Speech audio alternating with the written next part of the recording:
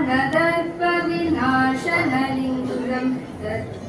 तत्प्रणमामि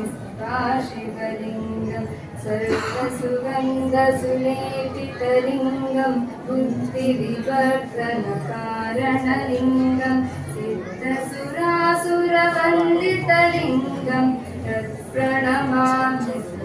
शिवलिङ्गं कनकमहामणिभूषितलिङ्गं फणिपतिवेष्टितशोभितलिङ्गं दक्षसुयज्ञविनाशनलिङ्गं तत्प्रणमामि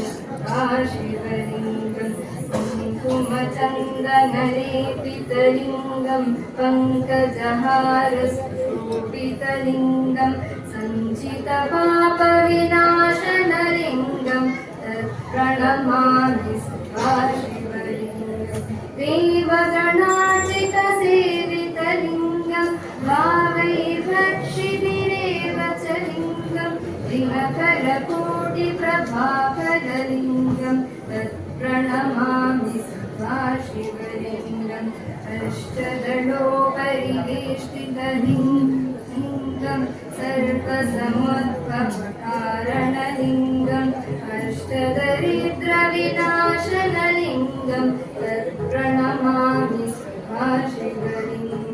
सुरगुरुसुरवरपूजितलिङ्गं सुरवनपुष्पसदाचितलिङ्गं परमपदं परमात्मकलिङ्गं तत्प्रणमामि